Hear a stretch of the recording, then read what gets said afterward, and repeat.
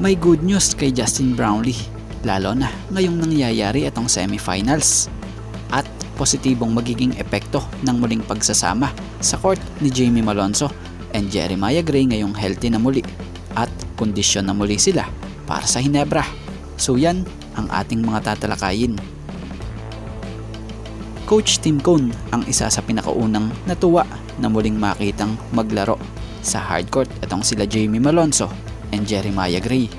after ng kanilang pagkawala dulot ng injuries. So sa pagbabalik ng dalawang high flyer na sila Jamie Malonzo and Jeremiah Gray, marami for sure ang inaasahang madaragdag sa system lalo na sa rotation. Tulad ni Jamie, bagamat inamin ni Coach Tim na hindi pa daw talaga ito 100%,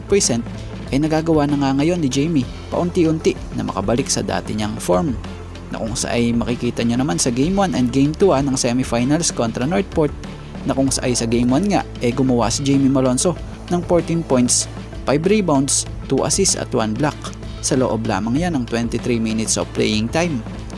Sa Game 2 naman gumawa si Jamie Malonzo ng 17 points, 3 rebounds, 2 assists and 1 steal sa loob ng 21 minutes of playing time, na kung sa ay sa dalawang laro pa lamang na ito nag-average na nga po agad ng 15.5 points per game in the first 2 games of Hinebra Best of 7 semifinals Diyos with the Northport etong si Jamie Malonzo. Si Jeremiah naman sa kanyang pagbabalik hardcourt, nakagawa naman agad ito ng 6 points, 2 rebounds, 1 steal sa loob lamang yan ng 9 minutes of playing time. So ngayon ngang nakapaglalaro na nga muli ang dalawang ito, inamin ni Coach Tim na talagang natutuwa siya. If Gray and Malonzo nga raw ay magtuloy-tuloy ang pagiging healthy, magiging malakas nga raw itong ibabanderang lineup ng Hinebra sa hinaharap.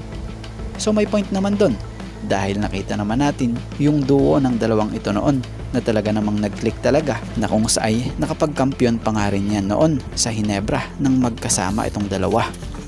So ayun nga sa naging pahayag ni Coach Tim sa nilabas ng One Sports by Jan Ballesteros, credit po. They're both very talented guys. We got them to be the players we built crowd a few years ago, and we've been missing them all this time. So ngayon nakabalik na nga ang dalawang ito, asahan na mas magiging matindi pa nga ang lineup na to ng Hinebra, dahil alam naman natin kung ano ang kayang mabigay na ambag ng dalawang ito sa team. So possible maging big factor to sa team ng Hinebra. At about dito kay Justin Brownlee, so sa tinatakbo nga po ng karir ngayon ni Justin Brownlee bilang basketball player, talaga namang halos sunod-sunod ang naging stint nito or laro nito simula pa nung magbalik ito noon ng Pilipinas after maglaro noon sa IBL sa Indonesia para sa team ng Pelita Jaya, na kung sa ay bukod nga sa paglalaro sa Hinebra, tuloy din ang paglalaro nito sa Gilas Pilipinas, at ngayon ito't balik Hinebra muli siya